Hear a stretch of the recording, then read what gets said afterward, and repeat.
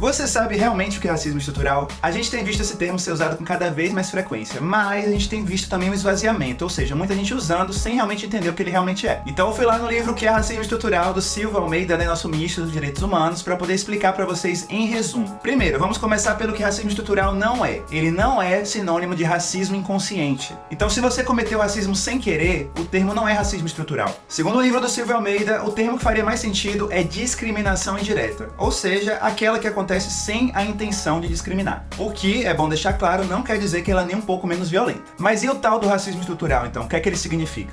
Enfim, o racismo estrutural é um conceito que serve pra gente entender o que é racismo de fato. Ele representou um avanço na discussão sobre o problema, que passou a ser entendido de uma forma mais ampla, não só como algo individual, e sim como algo estrutural, que faz parte da sociedade. É como se existissem 3 tipos de racismo. O primeiro, o racismo individual. Por exemplo, uma pessoa chama alguém de macaco. Esse é o racismo visto como uma anormalidade, como uma falha moral, um comportamento inadequado na sociedade. É como se fosse o problema de uma pessoa só que está descumprindo a lei, né? Uma pessoa que é má, uma pessoa que é cruel. O que existe, de fato, mas é uma visão limitada do que é racismo, porque racismo é muito mais que isso. O segundo tipo é o racismo institucional, algo ligado às instituições e a quem tem poder nelas. As instituições são formas de organizar o comportamento da sociedade, onde alguns seres humanos têm poder sobre outros. Por exemplo, uma empresa, onde um chefe tem poder sobre os funcionários, ou os deputados, que têm poder sobre as leis, que têm poder sobre o comportamento da sociedade como um todo, ou um governo, onde o presidente tem poder sobre os ministros, que tem poder sobre os secretários, e por aí vai. E nesse contexto, considerando as instituições, o racismo é visto como um desequilíbrio de poder, onde as instituições acabam servindo para que um grupo racial domine o outro. Através disso, a gente entende que também é racismo quando uma maioria de homens brancos domina todas as empresas e os cargos públicos, através de políticas que dificultam que pessoas negras e indígenas ocupem o poder,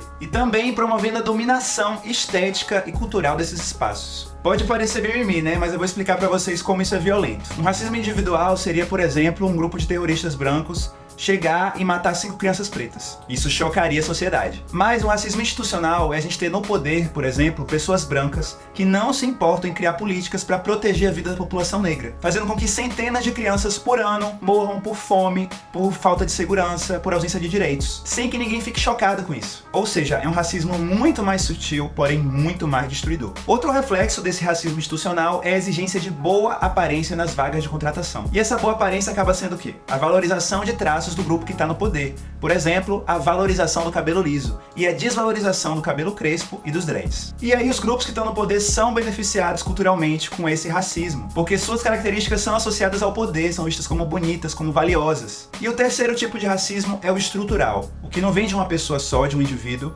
e o que também não é só causado por uma instituição, mas é causado por toda uma história, por uma organização social e um sistema econômico. Algo que já estava presente na sociedade há muito tempo e é apenas reproduzido pelas instituições e pessoas. O que explica, mas não justifica. Afinal, as pessoas que comandam essas instituições são seres pensantes, que podem escolher ou não seguir os padrões racistas da sociedade. Ou seja, se nada for feito para poder impedir o racismo de se reproduzir, ele vai dominar sempre. Por isso, as instituições precisam ativamente promover a igualdade e diversidade na comunicação e no acesso aos cargos de poder, promover o acolhimento às vítimas dos conflitos raciais e de gênero que são inevitáveis e continuar abertas a revisar suas práticas e seu funcionamento, que podem ser sim racistas. Porque ter apenas diversidade no poder não é o bastante para que as instituições deixem de ser racistas. A inclusão de pessoas negras nesses espaços nem sempre significa que elas têm poder para poder mudar o funcionamento das instituições. Elas geralmente se tornam uma minoria, muitas vezes silenciada, ou então pessoas que são obrigadas a cumprir funções racistas. Mas policiais negros não quer dizer que vai ter menos gente preta sendo violentada pela polícia, por exemplo. Em resumo, o racismo estrutural é um conceito que serve para poder conectar tudo, que todos os atos de racismo, sejam eles individuais ou institucionais, acontecem como consequência da nossa estrutura social, histórica e econômica, principalmente.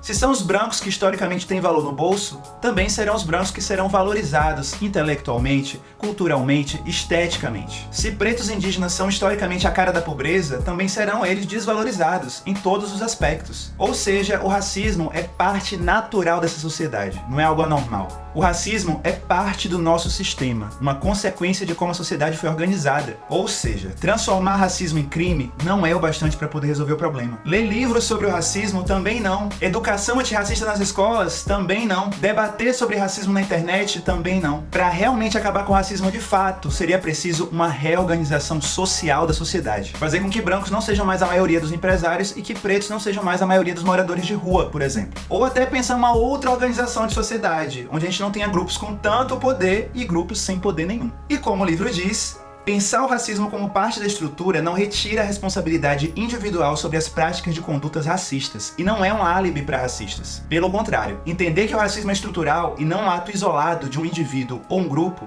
ainda nos torna mais responsáveis pelo combate ao racismo e aos racistas. Ou seja, qualquer pessoa que não está em busca de aprender mais sobre o tema e agir contra os padrões estabelecidos está aceitando reproduzir o racismo do sistema. E essa é uma decisão individual, uma decisão sua. Ou seja, vamos aprender a se responsabilizar pelos nossos atos? E mais do que isso, tomar alguma atitude em relação a eles? Essa é a reflexão que eu deixo e também a dica para vocês lerem o livro completo, né? Ele faz parte da coleção Feminismos Plurais, organizada pela Djamila Ribeiro. E é isso, espero ter ajudado e até o próximo vídeo.